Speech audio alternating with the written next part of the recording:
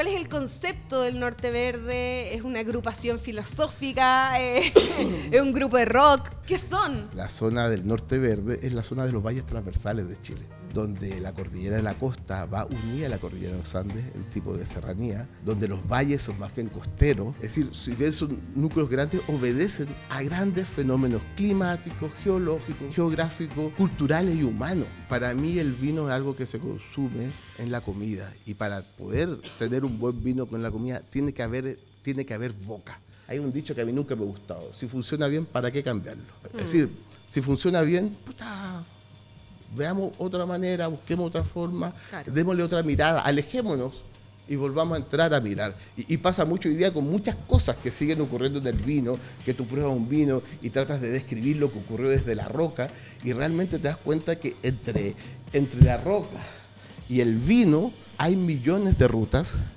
y hay una gran caja negra. Probé un vino que nunca había probado en mi vida, una textura, unos sabores que yo no lo entendía, pero lo que sí sentí era que me encantó. Fue como un vino que como que dije, wow.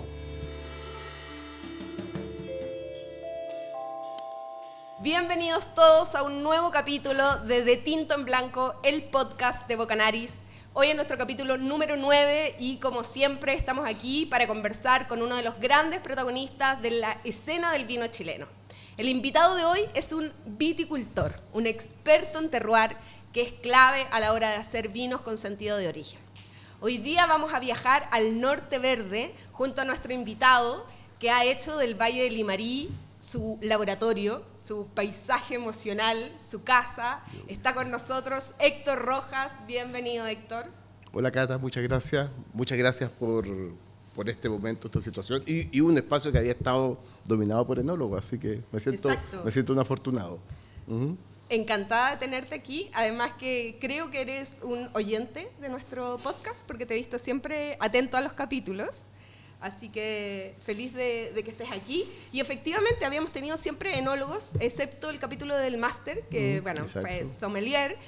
Súper interesante también para nosotros tener la mirada de un viticultor, ¿verdad? Que estudia un poco lo mismo que el enólogo, pero en el día a día es un trabajo un poco diferente. Exactamente, sí. Yo soy una fanática de Limarí, oriunda, nacida y criada en la zona además. Pero además me encanta objetivamente el lugar, los vinos de Limarí, porque creo que es uno de los pocos valles que realmente tiene una personalidad, que es muy distintivo, dada su característica geográfica, de clima, ¿verdad? De todo lo que es el terroir del lugar, hace vinos que son muy únicos. Y además está muy bien posicionado. Creo que se ha hecho un trabajo de comunicación, de trabajar, Tabalí y otras viñas también, en un sentido de territorio, de una expresión del lugar, y yo creo que tu trabajo ahí ha sido súper clave. Antes de entrar a la cancha chica, de ponernos a hablar de todo eso, me gustaría primero, para empezar, que le contaras tú a la gente qué es un viticultor, qué es ser un viticultor, cuál es la diferencia con un enólogo y cómo llegaste a convertirte en uno. Bueno, es bien interesante el tema de ser viticultor, porque en sí no es una carrera. Yo estudié agronomía, y dentro de agronomía hay distintas especialidades, donde una es fruticultura, y dentro de fruticultura está enología. Pero también hay otras especialidades dentro de la fruticultura, como estas personas que se especializan en el procesamiento de fruta y verdura, la conserva, los enólogos, y además que es típicamente el productor frutal, que es el agrónomo de huertos frutales en general. Yo estando en la universidad, mi intención, en la medida que fui avanzando, fue ser fruticultor. Eso era lo que me gustaba, lo que me llamaba la atención. Había tenido la oportunidad por casi todos los veranos e inviernos de mi carrera de hacer prácticas en un lugar donde era un huerto frutal. Entonces tenía ya en cuarto, quinto año de la carrera, yo ya tenía un bagaje de lo que significaba trabajar en un huerto frutal, las condiciones que existía, el tema de cosas que a veces la universidad no te enseñan, como el recurso humano, que es clave generalmente en estos procesos, pero pero mi intención, si tú me preguntas el año 1998, cuando estaba en ese momento, hartos años, acabo de lanzar mi cartel, era ser un fruticultor, tener la pensión de fruticultura y dedicarme a esto, al huerto. Me encantaba el huerto, me encantaba un poco la idea de que mi desarrollo profesional se ligara a, independiente de la especie frutal, a un poco a ese desafío que conlleva trabajar con algo que está constantemente vivo, pero que no te habla.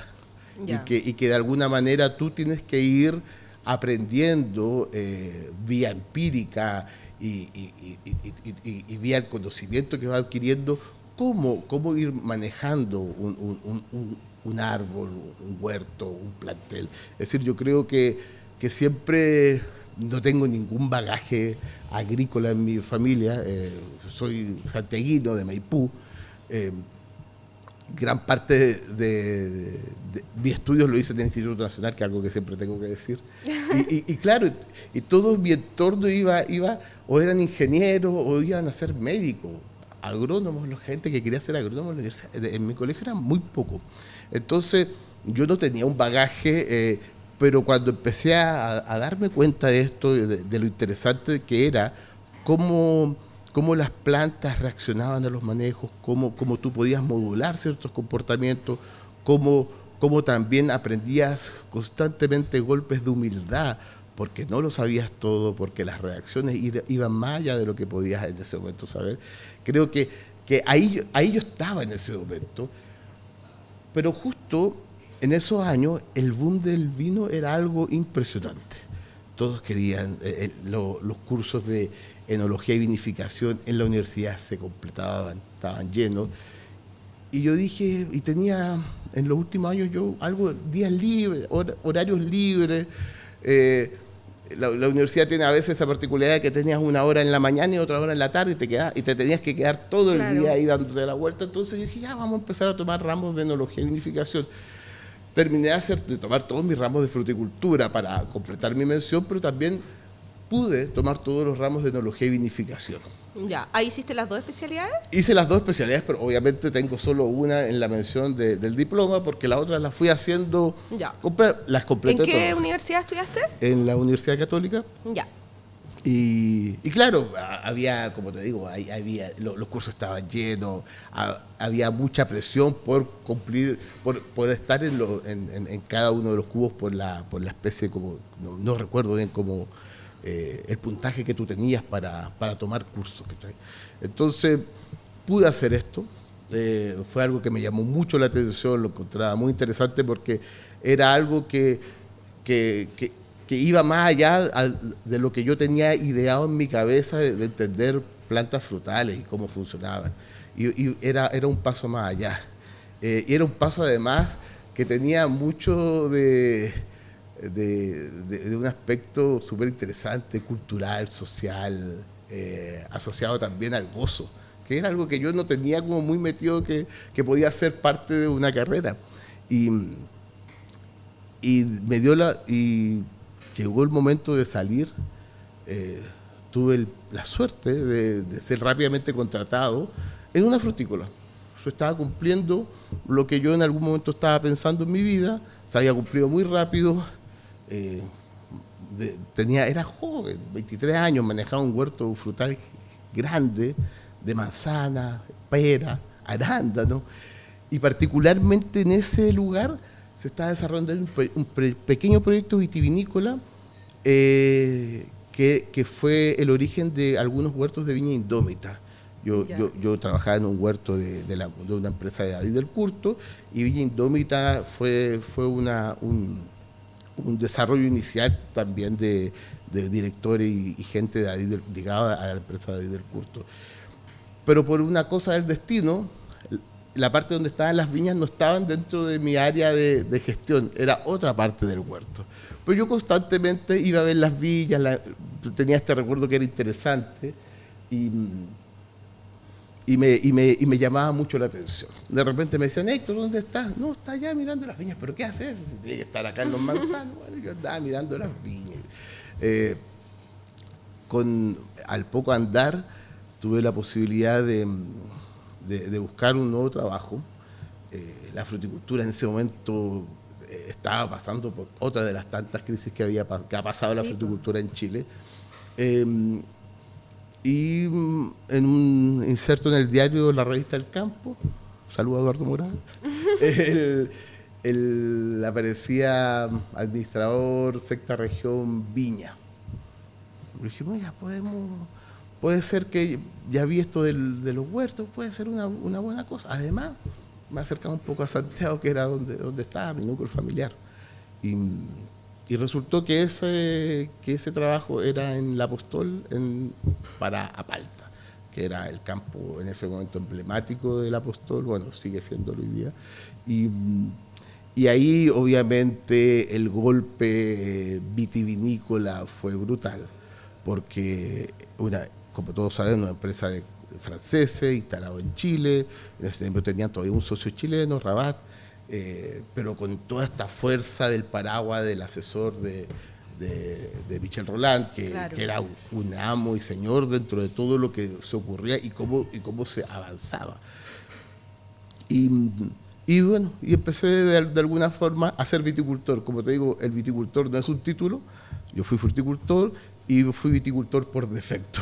Entonces sí, llegamos a esto y claro, ahí me enfrenté a este nuevo mundo que se abría frente a mi ojo, que era un mundo mucho más globalizado, un mundo donde habían cosas que realmente yo no sabía nada y empezamos, y ahí empezamos. ¿Y cómo definirías la pega del día a día del viticultor?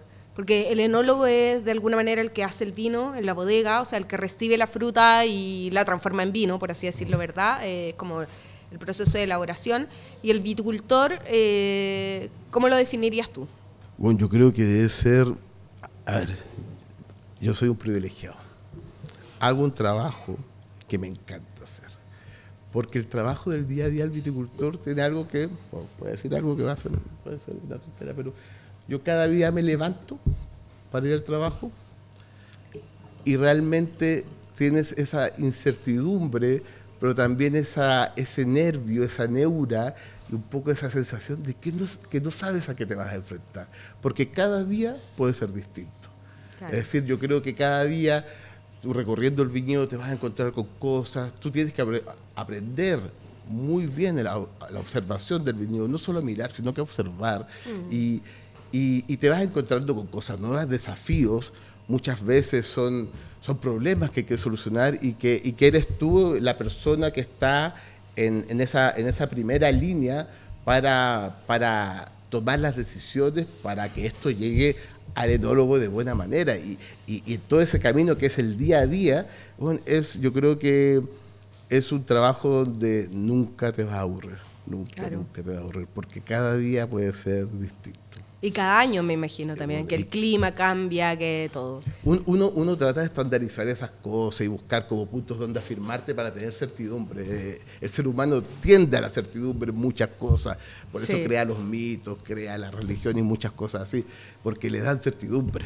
El enfrentarse a lo desconocido yo creo que es algo que la cabeza humana trata de evitar, pero creo que a mí eso me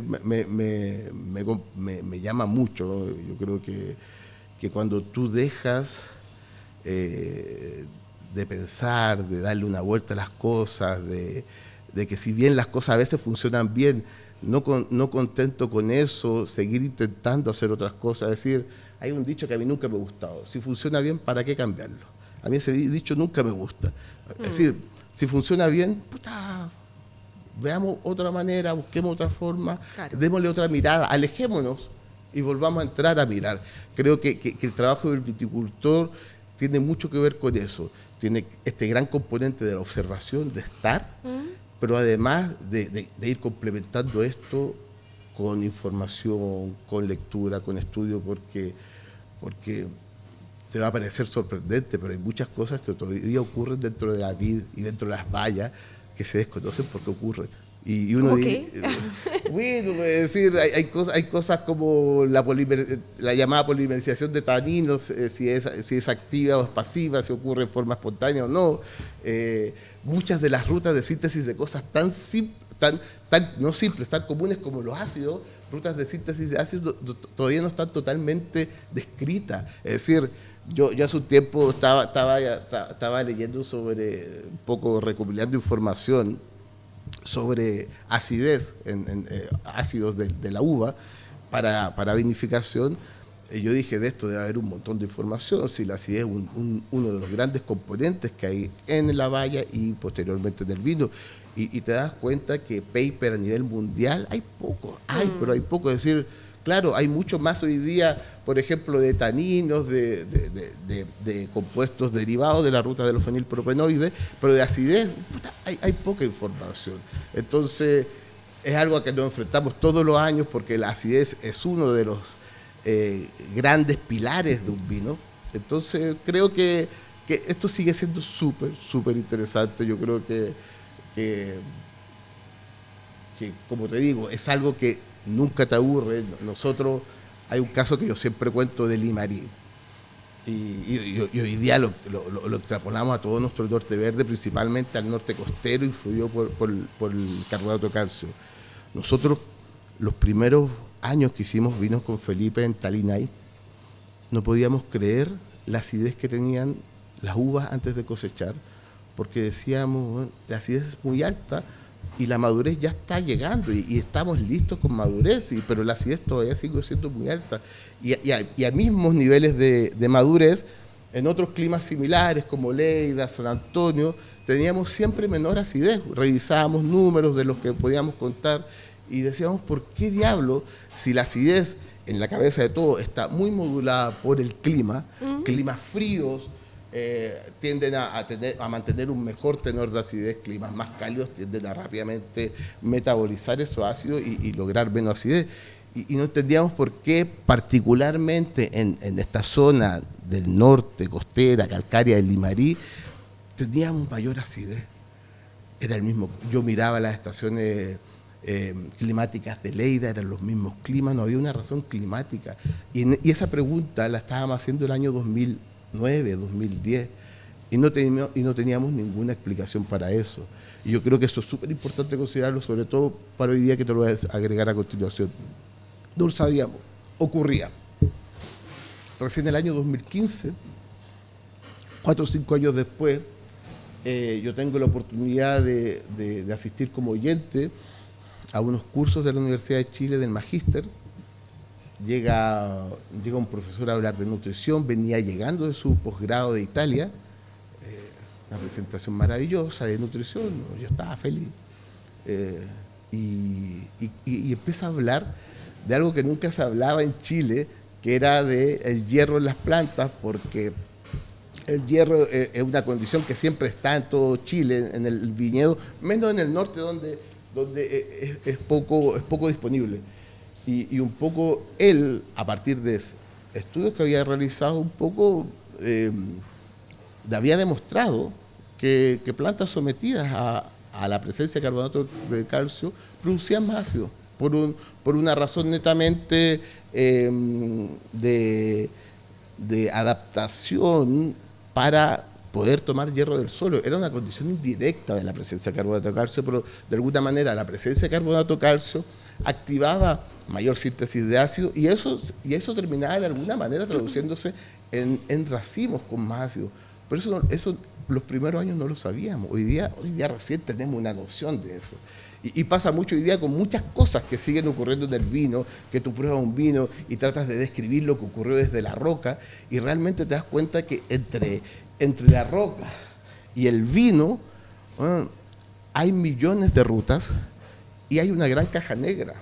Que exista la caja negra no significa que esto ocurre al azar, sino que existen todavía cosas que desconocemos, como nosotros desconocíamos eso. Entonces, creo que también es súper interesante la pega del viticultor junto al enólogo, ser muy responsable en ese tipo de cosas, porque que no lo podamos demostrar hoy día no significa que no exista, pero que exista tampoco nos permite generar hipótesis sin tener el conocimiento.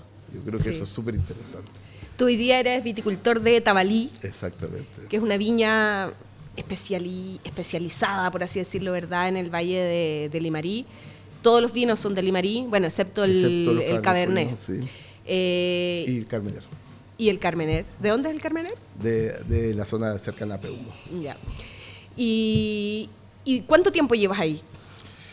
Bueno, yo soy súper bueno para las fechas. 17 de julio Ay, ¿te acuerdas del de todo? 2006 yo llegué ¿En serio? a Ovalle a vivir, así que acabo de cumplir hace un mes atrás 19 años. 19 años Sí. que estás en Tabalí, Sí, o sea, 19 muchísimo tiempo. Sí, todavía me soportan.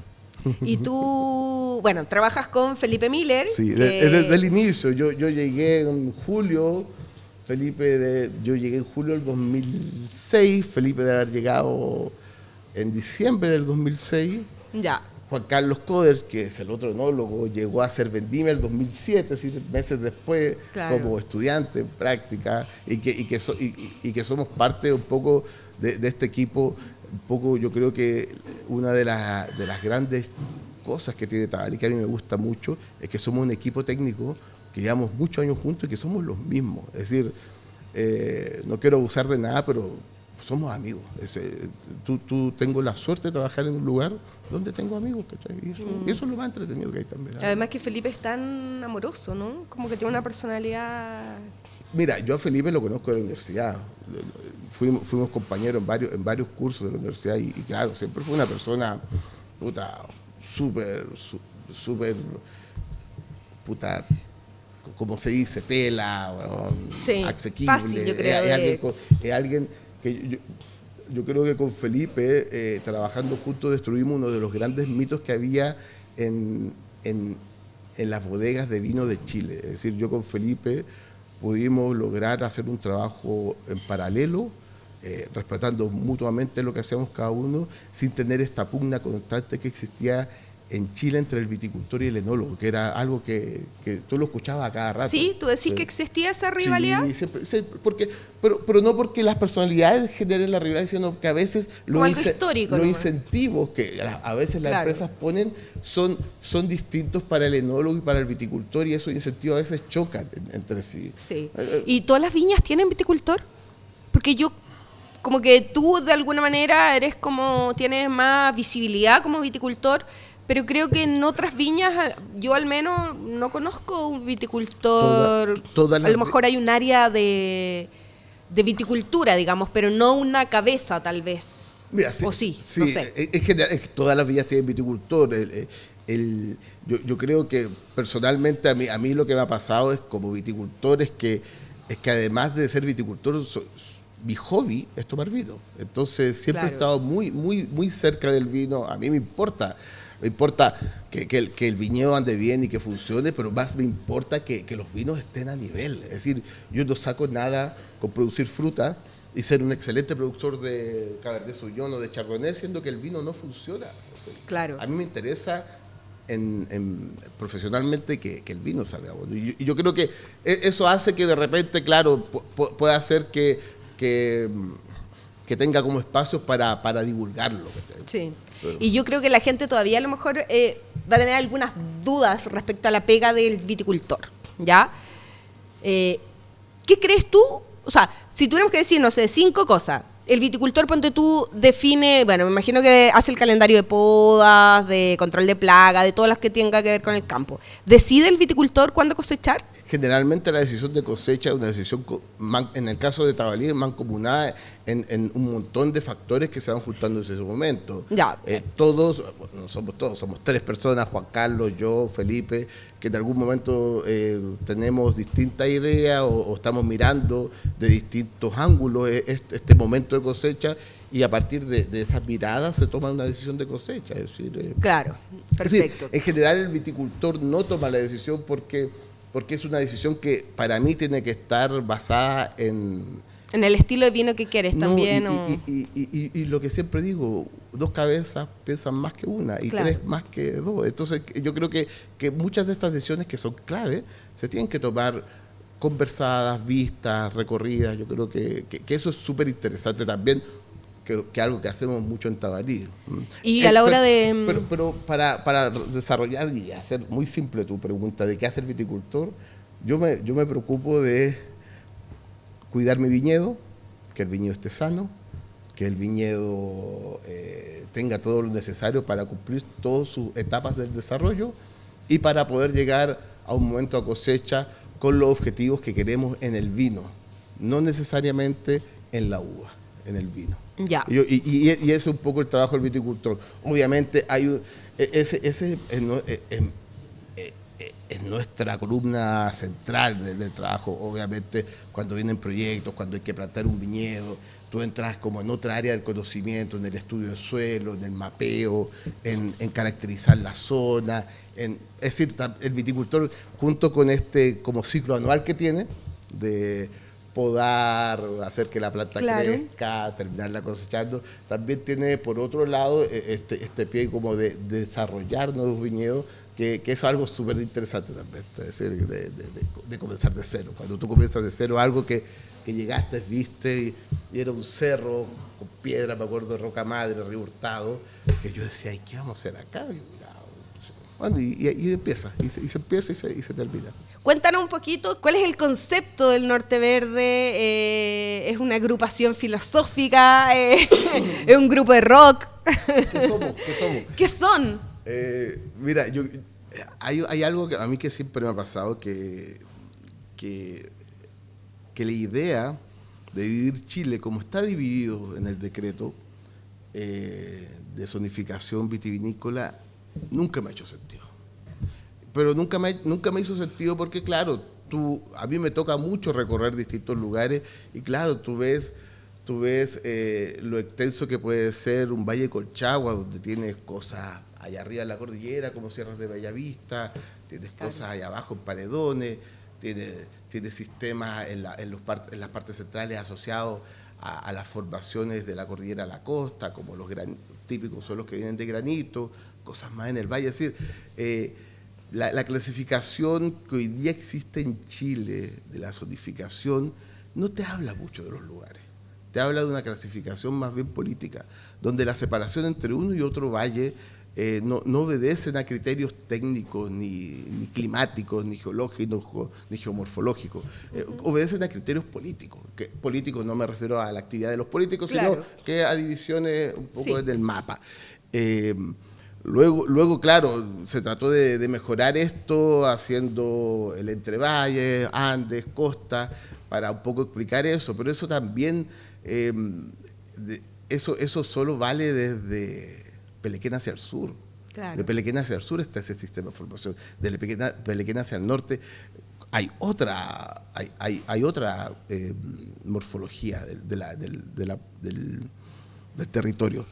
Y llegamos a esto del Norte Verde con mi amigo Juan José Yulia, ovallino de corazón, dueño del restaurante Fuente Toscana. Bueno, estoy haciendo comercial. Sí, publicidad. Llegamos un día por casualidad, post pandemia, conversando, queríamos hacer, él me decía, compartíamos mucho la conversa, el vino, empezamos a hacer muy buenas migas y queríamos hacer una cena de Chardonnay.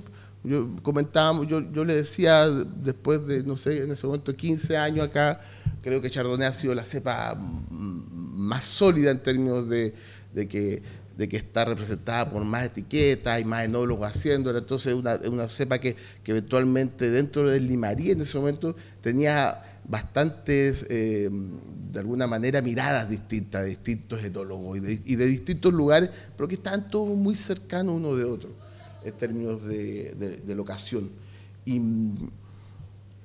Y particularmente se dio la casualidad que cuando estábamos preparando eso, mirando la etiqueta, invitando a los enólogos a participar para que ellos mismos hablaran de sus vinos en esta cena que íbamos a hacer,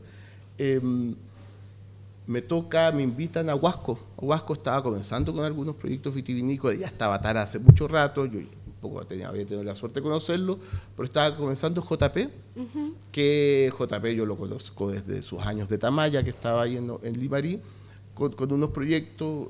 Me pasa su primera botella de Chardonnay, sin etiqueta, sin nada, la probamos, me regala una para que yo la pruebe después. Yo llego a probarla obviamente con mi amigo JP, con Juanjo, y nos dimos cuenta que el Chardonnay de Huasco, que está 200 y pico kilómetros más al norte, también en una condición costera, compartía muchas semejanzas con los chardonnays que estábamos probando para esta primera convención de vinos del Limarí Chardonnay.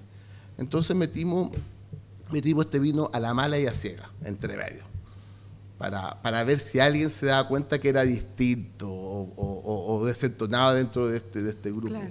Y bueno, y con mucha, no sé, sorpresa, nosotros lo habíamos ya notado, pero un poco se solidifica el concepto de que hay algo en el vino de JP del Huasco con respecto a del Chardonnay del Huasco, con respecto a los Chardonnays del Limarí. Había un hilo conductor.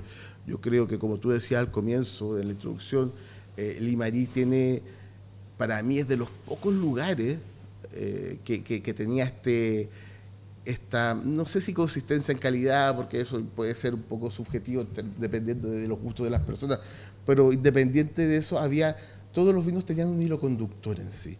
Y eso ya lo habíamos percibido, y cuando notamos que Huasco también tenía un hilo conductor con nosotros, y que Tara también, entonces dijimos, aquí hay algo distinto, aquí algo está pasando que no estamos viendo, porque, como te decía, entre Limarí y Huasco pasa incluso otro valle, que el Elqui, entonces no cuadra con lo que tenemos en nuestra cabeza.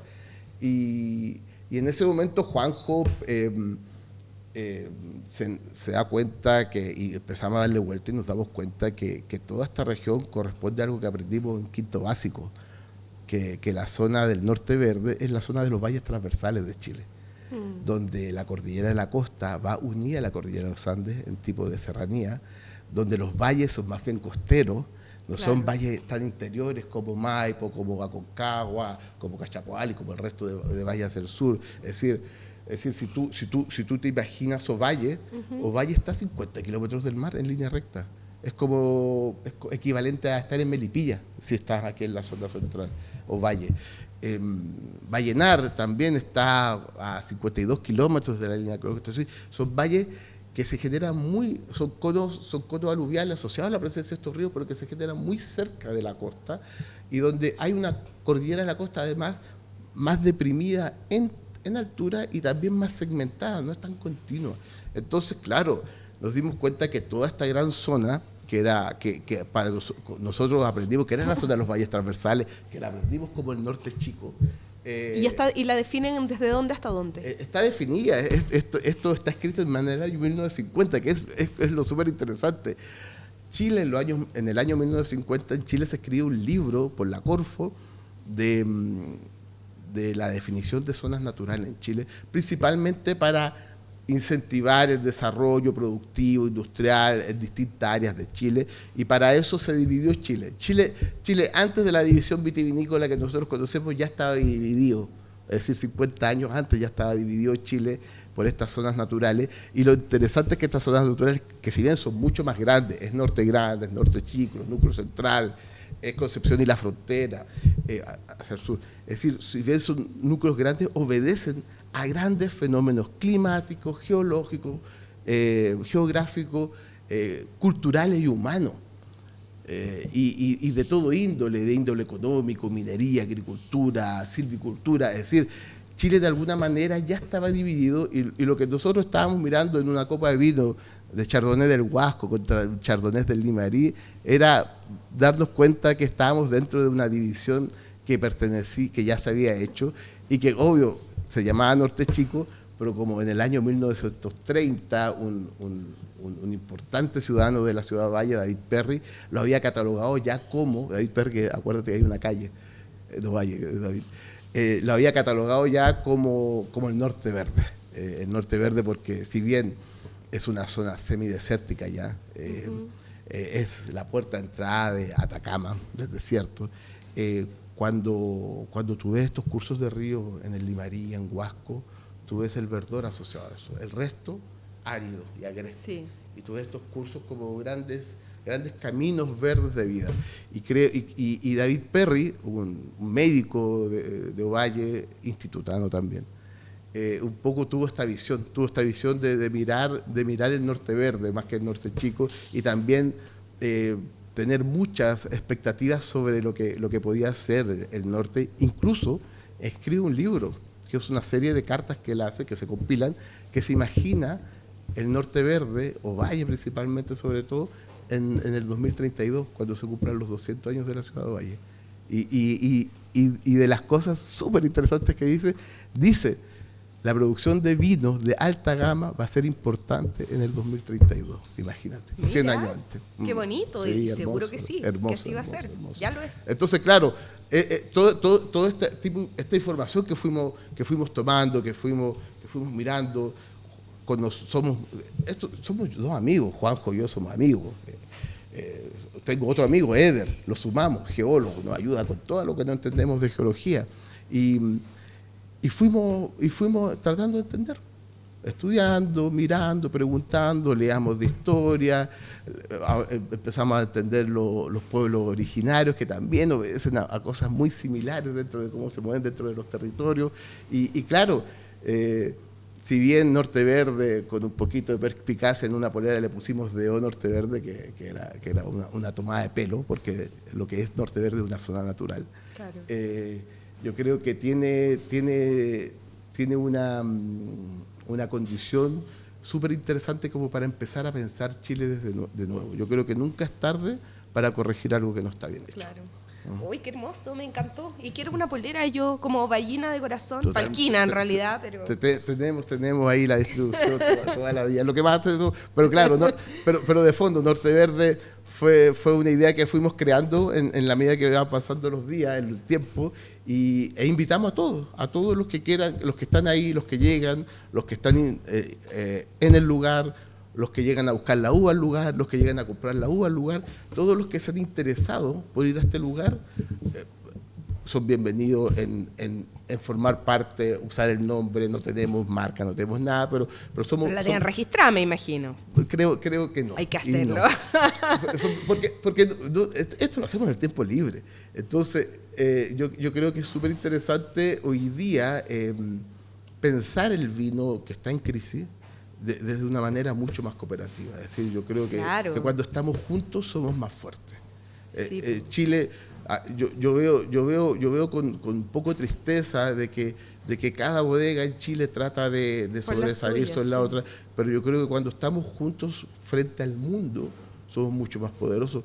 Yo lo miro con mis vecinos, los argentinos, tienen mucho más capacidad de asociarse entre ellos, o al menos demostrarse que estar juntos. Sí. Yo creo que hay que de todos lados mirar y sacar las buenas ideas.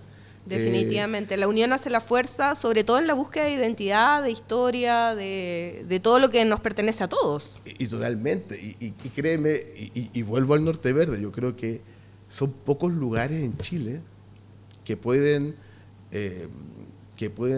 decir que tienen los vinos tienen eso y los conductores. Yo soy un tremendo fan de Maipo, a mí me encantan los vinos de Maipo. Yo creo que uno de los vinos favoritos míos es de Maipo, a título personal. Y tienen toda una historia, un bagaje de más de 100 años. Es decir, yo invito a todos a que empiecen a juntarse, empiecen a conversar, empiecen a darse cuenta que nos encontremos en lo que nos hace semejante y no en lo que nos hace diferente, porque por ahí va algo súper, súper potente de lo que nosotros podemos mostrar como Chile, como el vino de Chile. Maravilloso. Vamos a dar paso a las preguntas de respuestas rápidas, ¿ya? Dale. No lo pienses tanto. Mira, la primera pregunta era, la cepa que crees que mejor se da en Limarí, pero creo que ya la respondiste, que dijiste que era el Chardonnay, ¿verdad? No. Ah. No. Creo que es la cepa que inicialmente se ha desarrollado de mejor forma. ¿Ya? Yo creo que el Limarí hoy día tiene el potencial de un sinnúmero de variedades. A ver, ¿cuáles serían? A mí me sorprende mucho algo que no hacemos en Tabalí, que es la garnacha, por ejemplo. Las garnachas del Norte Verde son súper interesantes. Sí. A mí me parecen muy atractivas como vino. Yo como consumidor de vino es algo que yo disfruto. Es decir, hay algo que fuera de mi vida profesional, algo personal. Yo cuando tomo un vino no le busco muchas vueltas. Me hago 2 preguntas. ¿Me gustó? Si no, ¿Me gustaría tener 2 botellas de este vino guardadas en mi casa para volver a tomarlo? Sí, no. Y eso para mí es súper importante. Con las garnachas me pasa mucho eso. Sí. La garnacha de JP Martín la tenemos en Diablo como vino invitado. El 20% de la carta son pequeños productores invitados. Y es impresionante el éxito. O sea, de hecho creo que es uno de los vinos que más vendemos a la copa de todos los wine dispenser. Que me alegro, me alegro. Y sí, y yo la verdad es un vino que a mí me gusta y lo puse sin tanta fe porque tal vez no es tan conocido. La garnacha como tal no es una cepa tan comercial tampoco. Y además tiene un precio bastante más elevado que el promedio de lo que está ahí. Pero sí, la gente lo ha amado. Yo creo que sobre todo, a mí me pasa algo con el norte, que algo hoy día que yo siento muy parte de mí. El norte vive en sequía, es una condición que existe, que no es como que va y viene, existe. Hacer agricultura en el norte es difícil, hacer viticultura es complejo. Yo creo que seguir apostando, seguir sacándole punta al lápiz para cómo somos lo más eficientes posible en el uso del agua, creo que es un súper desafío. Creo que las personas que están allá o las que van para allá un poco tienen ese compromiso. Y si seguimos hablando de variedades del Norte Verde, yo creo que la gran variedad para mí es Pinot Noir. Pinot Noir. Sí, para mí es Pinot Noir. Yo creo que los perfiles que tú logras, las texturas, más que los sabores, los aromas que pueden ser siempre interesantes muchos vinos Pinot Noir de Chile, yo creo que la textura en boca que logran los vinos y que se nota mucho el Pinot Noir, yo creo que es súper interesante. Si tú me preguntas a mí cuál es mi preferida, yo te voy a decir Pinot Noir. Sí, pero también entiendo que Garnacha para mí está afuera del radar y se transformó también en una cosa súper interesante. Yo creo que el Norte Verde tiene una ductilidad súper interesante considerando todas las barreras que tú tienes que enfrentar para poder lograr racimos de uva. ¿Tinto o blanco? La vida va cambiando. Hace 20 años te diría tinto sin lugar a dudas, pero hoy día 70%. Es decir, yo creo que 60% de lo que veo es blanco y del otro 40% gran parte es Pinot Noir. ¿Tu mejor recuerdo en torno al vino? Son tantos. Pero yo creo, te voy a contar el recuerdo que a mí me marcó fuerte y siempre recuerdo. Trabajando en la Apostol yo no sabía nada de vino. Había hecho los cursos de la Católica, de taller sensorial, donde algo se probaba. Después, como te contaba, la Apostol. Y un día estando en Casablanca, en un viñedo del Apostol, con Michel Friu, que era el enólogo en ese momento del Apostol, nos fuimos a cenar a Viña del Mar. Y uno yo creo que siempre en una etapa temprana lo que más prueba son los vinos de la misma bodega. Yo ya tomaba los vinos del Apostol en ese momento porque era lo que tenía acceso, que era fácil. Un poco estaba al lado tuyo, compartías algunos vinos con tus vecinos de Aparta, pero tú te movías dentro de este entorno, entonces yo estaba muy, muy afincado ahí en Aparta y con sus vinos. Y creo que el Michel me dio a probar Domus Aurea 90 compró una botella Michel de Domus Aurea 97. En ese momento te estoy hablando, esto debe haber sido el año 2002, más o menos. Y probé un vino que nunca había probado en mi vida. Una textura, unos sabores que yo no lo entendía, pero lo que sí sentí era que me encantó. Fue como un vino que como que dije, wow. Y ese para mí, más que un recuerdo con amigos, cosas que han sido muchos los recuerdos, buenos recuerdos de vinos con amigos, yo creo que ese para mí fue un momento súper pivotante. Como de apreciar el producto. Es decir, claro, como que dijiste, hay cosas muy, muy buenas. Es decir, nosotros en Chile, no sé, no sé, hoy día no tanto, pero tenemos esta visión un poquito más, somos más apocados en muchas cosas. Y claro, y miramos con mucho respeto Francia, Italia, incluso mucho Estados Unidos, y yo vuelvo constantemente al prefacio de este libro de 1950, donde dice un poco lo importante y la riqueza interna, la riqueza intrínseca que hay en Chile con respecto a muchas cosas. Yo cuando probé ese Domus Aurea me di cuenta de ese gran valor del producto. Para mí fue descollante, sí. ¿Sientes que el enólogo se lleva todo el mérito y el viticultor debería tener más reconocimiento? No, porque no es algo que el enólogo desee, yo creo, es algo que principalmente yo creo que si yo me pongo en el otro lado de la vereda, si yo soy un medio, obviamente voy a ir a hablar con el enólogo, exactamente. Es decir, si yo quiero saber del vino, posiblemente vaya a hablar con el enólogo porque él me va a decir, me va a hablar del vino. Yo creo que tiene más que ver con eso, pero no lo veo como un mérito. Para mí nunca ha sido un tema eso. Si el vino fuera una canción, ¿qué canción sería? ¿Cuál vino? El vino en general, como el vino, tu pasión por el vino, tu conexión con el vino. Una canción que constantemente escucho cuando trabajo, podría ser algo más parecido a lo que tú me estás preguntando. A mí, una de mis bandas cabeceras, Pixies. Pixies. Y el primer tema que yo escuché de Pixies, que fue exactamente lo mismo que me pasó con Domus Aurea, fue el primer tema del disco Doolittle, y ese tema se llama Debaser. Lo que me pasó con Domus Aurea fue lo mismo que me pasó con Debaser, porque yo antes de Pixies escuchaba Bon Jovi, y cuando escuché Pixies y escuché los primeros acordes del bajo de Kim Deal, de Debaser, también se me voló la cabeza. Así que si tenemos que hablar de vino y de música, para mí Debaser, Pixies, álbum Doolittle. Buenísimo. ¿Cuáles son tus 3 vinos chilenos favoritos? Ya lo dije, Domus, a mí me encanta. Uh-huh. Por toda esta historia que existe hoy día detrás.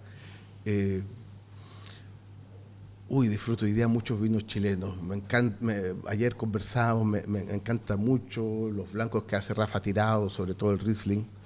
Un poco saliendo de mi área. Sí, quiero salir es como de full membrillo, amo ese vino. Quiero salir de mi área de confort, que es el Norte Verde, que me gustan muchos vinos. Yo creo que en el Norte Verde, es decir, si yo voy a...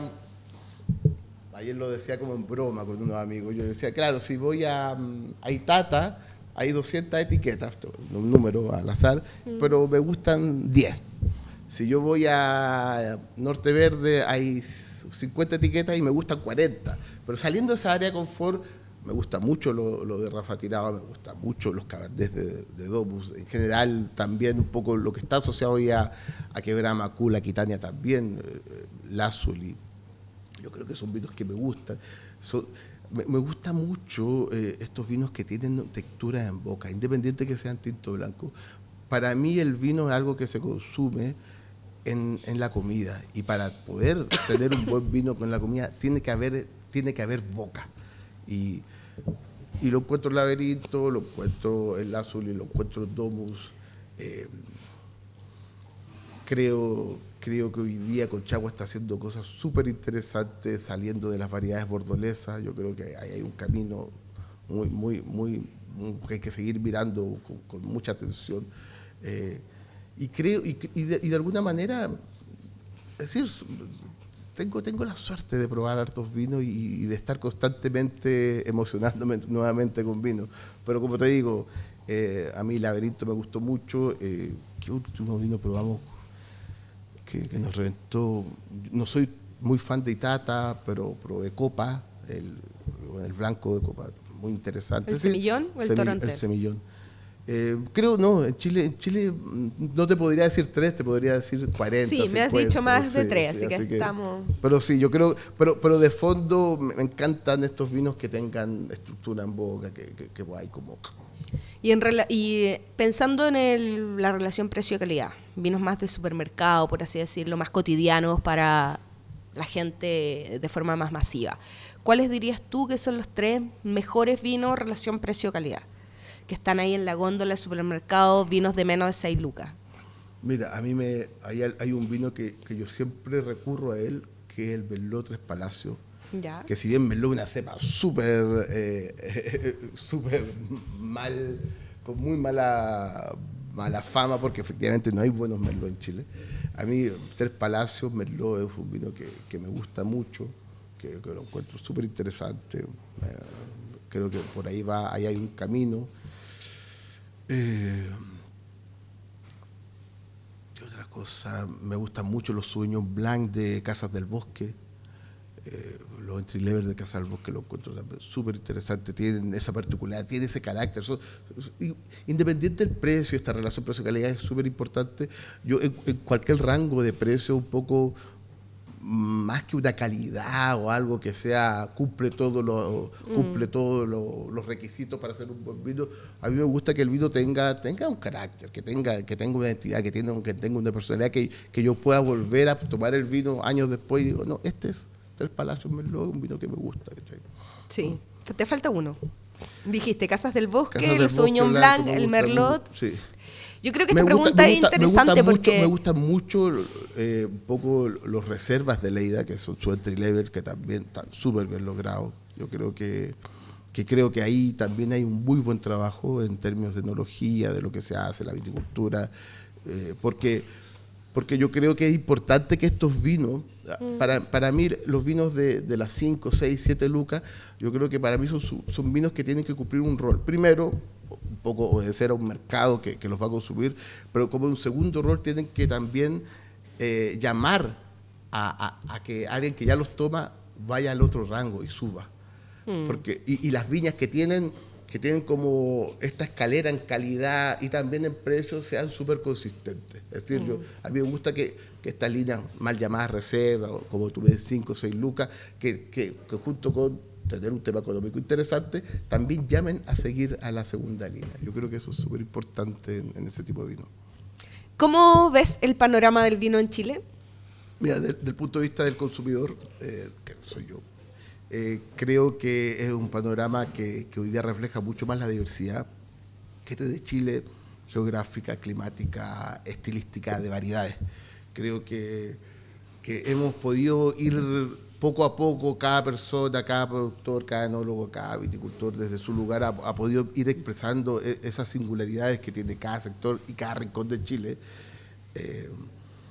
Hace un tiempo atrás conversaba con un crítico argentino que me decía que él todavía ve un poco en Chile, comparándolo con, por ejemplo, con Mendoza, que si bien en Chile hay muchas variedades, hay una distribución mucho más grande de variedades, de territorios, de lugares, los vinos eran más homogéneos, él comparando con una sola variedad en una sola región en Mendoza. Él me decía, en Mendoza hay millones de tipos y estilos de Malbec, y en Chile, si bien hay muchas variedades y muchos climas, los vinos se tienden a aparecer. Yo creo que esa es una condición que existió en Chile.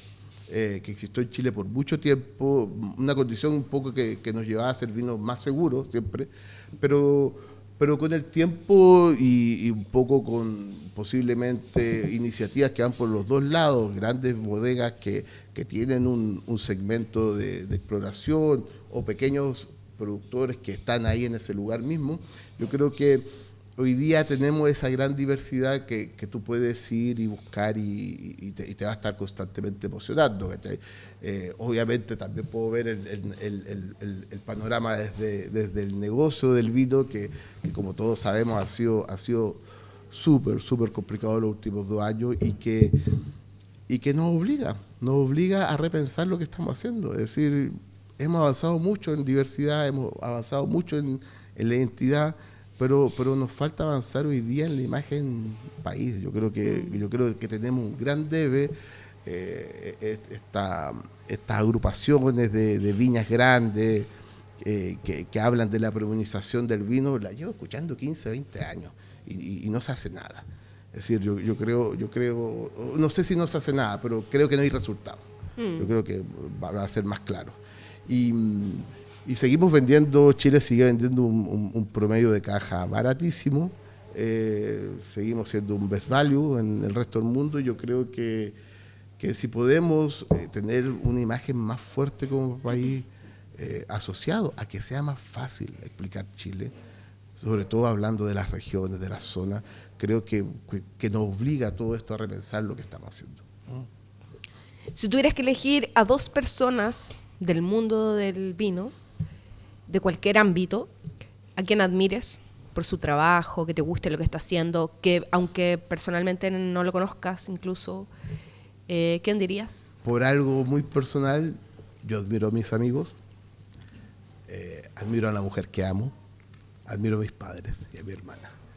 Pero fuera de eso, gente que yendo a tu pregunta, yo me nutro mucho y admiro mucho al profesor de vitivinicultura de la Universidad de Chile, Claudio Pasteño.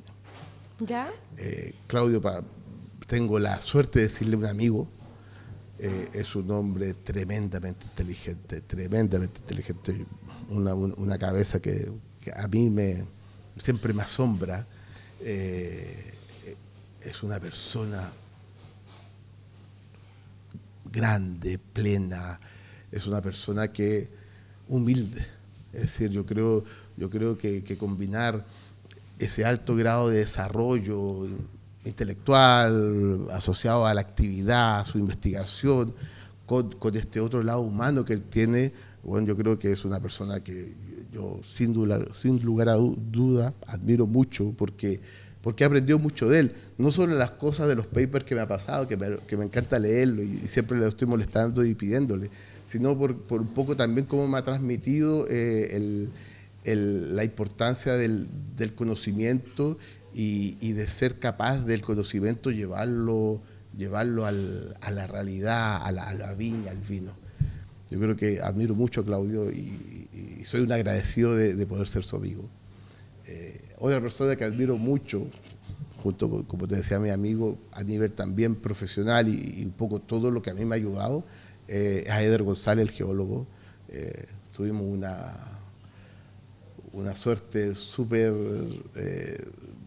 interesante de cómo nos conocimos. Bueno, él insistió ahí un poco, pero creo que también es una persona son personas que te ayudan en el mundo del vino. Tendemos a volar un poco, tendemos un poco a contarnos historias que no son tan reales y las empezamos a creer. Yo creo, y pasa mucho, porque te hacen muchas preguntas, porque estás constantemente respondiendo, teniendo que darle una calidad positiva a tu vino desde distintos lugares. Y creo que son dos personas que me han ayudado siempre a poner los pies en la tierra y no creérmela tanto y hacerme nuevamente las preguntas. Maravilloso. Ya, Héctor, llegó el momento de la verdad. De la verdad. Llegó el momento en que la Copa Verdad toma acción, no está aquí solo por utilería.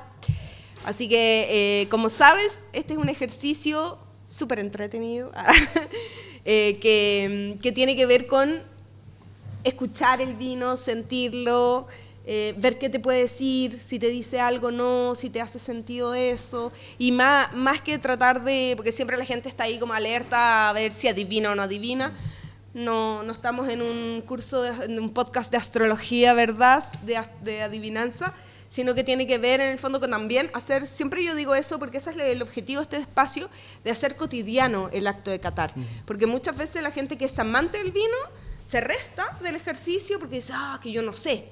Pero la verdad es como un acto tan cotidiano, ¿verdad? Como sentir qué es lo que tú sientes, cómo lo percibes en tu boca y cómo lo describirías. Estamos súper acostumbrados por formación, estamos muy acostumbrados a aprender cosas que podemos leer, que podemos mirar, pero estamos muy poco educados en los sentidos. Eso. Y yo creo que eso es una súper barrera para muchos para tomar vino, porque dicen, bueno, yo no voy a tomar vino porque no sé de vino, claro. que ahí empiezan ya todos los problemas. Pero démosle. ¿Estás preparado? Sí, y lo voy a hacer desde donde yo siempre lo hago, desde como de un amante del vino. Exacto. Si necesitas una superficie blanca, siempre el papelito ayuda. Bueno, salud. Bueno, ando un poco resfriado en la nariz. La nariz es interesante. Lo primero que siento es una frescura, un vino fresco en nariz. Tiene algunos toques cárnicos que son interesantes. Hay algo floral, violeta, es decir, más que allá de todos los descriptores que uno puede decir, es una nariz que se me hace atractiva. Me hace que me invita a ver. A probarlo. Exactamente. Es como, me gusta. Sí, es fragante, tiene una fragancia interesante.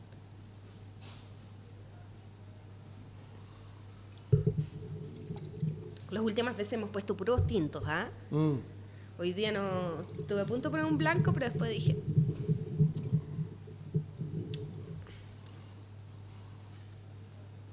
¿Lo probaste ya? Sí, en boca un poco refuerza harto lo que venía sintiendo en nariz. Hay una nota fresca, hay un rico balance con la acidez, pero más que nada, y lo que te decía anteriormente, creo que tiene algo súper interesante que es la textura en boca. Un poco cuando hablamos de textura en boca, hablamos un poco de ese... De algún químico te puede decir, no sé, de la polimerización de los taninos o la cantidad de otros elementos que podrían dar texturas, pero independiente a lo docto, a mí me gusta ese como sensación tizosa que te da en la boca, un poquito como un granito, no un granito de la roca granítica, sino como una especie como de rugosidad en el tanino, que no es negativo. Yo lo siento como, mucha gente lo usa como el agarre de boca en el vino. El vino pasa en la boca y sigue persistente, sigue siendo persistente. Y te hace salivar. Sí, es decir, yo creo que eso tiene mucho que ver con ese, me imagino, con ese grado de acidez que tiene el vino, que te empieza, que hace que por acá empieces a sentir esa salivación después de haberte lo bebido. Ya, pero Claro. es temprano para beber, pero nunca tan temprano. Me gusta este vino porque en verdad como que uno piensa que el aperitivo o el vino que te va a dar hambre siempre tiene que ser un blanco o un espumante, ¿verdad? Siempre está como ese mito. Encuentro que hay tintos que también te abren el apetito y este es como uno de ellos. Bueno, en general yo creo que no sé si es que te abre el apetito, pero yo tengo tan internalizado que con el vino como, que si tomo vino inmediatamente me da hambre. O ¿Sí? siento ganas, sí. Es decir, yo pruebo vino y a veces nos pasa cuando tenemos que hacer catas largas de vino y vamos probando el número 17 y yo ya voy con un hambre, que me quiero morir. Pero sí, es un vino que claro, te dice, está bien, come conmigo y como te digo, más allá de la nariz, que posiblemente estoy percibiendo re poco, porque, bueno, un poco, pero alguien me decía, si querés aroma, dedícate, no sé, a los perfumes. Era un enólogo, viejo, mañoso. Pero decía, nosotros hacemos vino, tenemos que concentrarnos como en las bocas. Y decía, en las bocas para él era muy importante. Puede tener gente que no esté de acuerdo con él, pero yo creo que independientemente que si no estás de acuerdo con alguien, yo creo que valoro mucho también en las personas ese grado de convicción que tienen con las cosas que creen. Claro. Y él estaba muy convencido que la nariz o el color del vino, que para gente es importante, podían ser cosas más... El capítulo anterior hablábamos de eso, que mucha gente no le da importancia a la nariz y para muchos otros, me incluyo, era una antesala en el fondo. Es lo que te decía, es lo que te invita. Claro. Es lo que te invita a beber el vino, pero claro, y puede ser claro, yo lo imagino, en porcentaje. Yo creo que la nariz te puede dar el 10-15% de lo que es el vino, haciendo esa antesala y esa invitación. Pero el vino de fondo es esta boca. A mí esta boca me gusta esta estructura en boca. Es una boca balanceada. Obviamente no noto defecto para nada. ¿Te atreverías a decir algo de su origen? ¿Un valle costero, un valle de altura, un valle del centro, no sé? ¿Te dice algo esa boca? Mira, yo siempre pienso es un vino fresco, con buena acidez, por lo tanto, más que casarme con costero o centro arriba, creo que es un lugar donde se pueden cumplir dos condiciones. Es fría en algún momento, puede ser arriba o puede ser muy arriba en la cordillera o a mayor altitudes, o puede ser costero, o también puede ser súper interesante, que algo que pasa mucho y que hoy día nos estamos dando cuenta, que tú puedes de lugares cálidos encontrar la frescura yéndote más atrás, ¿cachai? Yo creo que hoy día un poco existe la conciencia en muchos de nosotros que antes era el tanino el protagonista y el tanino y la madera que aportaba y la madera que también aportaba el tanino. Yo creo que hoy día un poco lo que hace a los vinos interesantes en blanco, que era como muy conocido, pero sobre todo en tinto para mí, es que hay acidez. La acidez hace que sea un vino vibrante, un vino, como tú decías, reactivo en boca. Yo creo que te voy a confirmar algo, es un valle costero.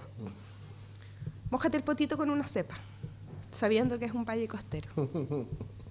Bueno, en algún momento sentí un poco la nota cárnica, que siempre está asociada a Syrah.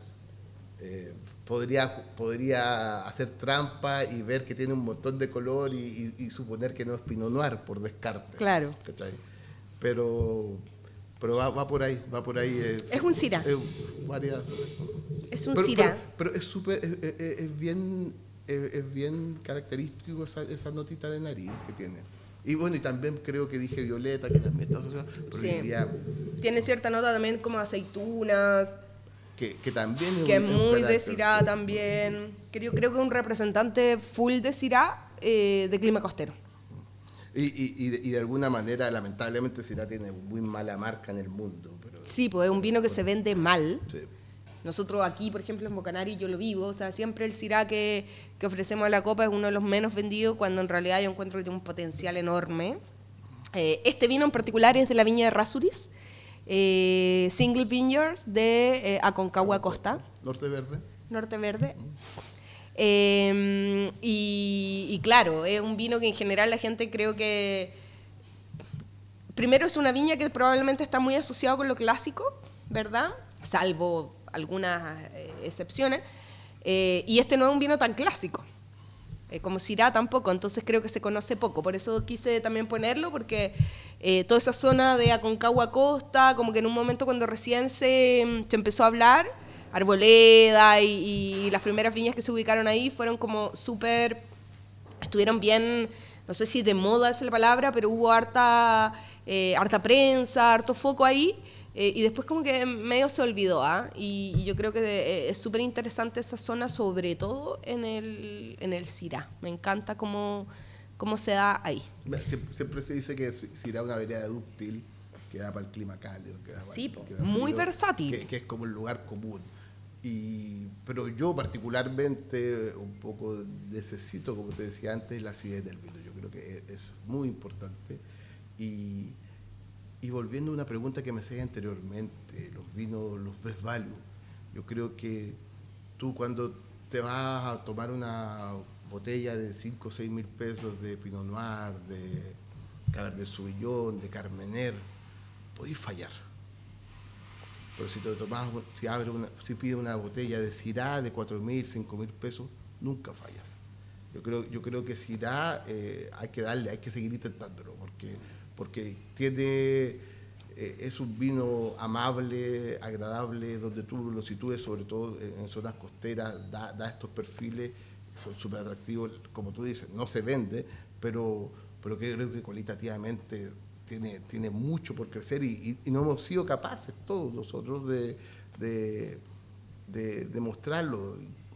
Y obviamente quizás el camino no es poner Syrah en la etiqueta y poner otro nombre, no de otra variedad, sino un nombre personal, pero como vino a mí me siguen siendo súper atractivos los Syrah.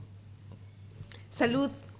Hemos llegado al fin de este capítulo.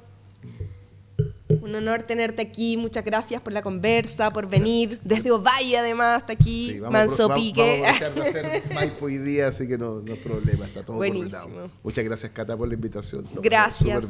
Gracias a ti por estar aquí. Gracias a todos también por ser parte de este espacio que crece además cada día. Recuerden poner sus comentarios, si tienen preguntas al invitado lo pueden dejar ahí una vez que subamos nuestro capítulo al canal de YouTube o en el Instagram. Nada, muchas gracias y salud con vino chileno. Eso. Del Norte Verde. Del Norte Verde.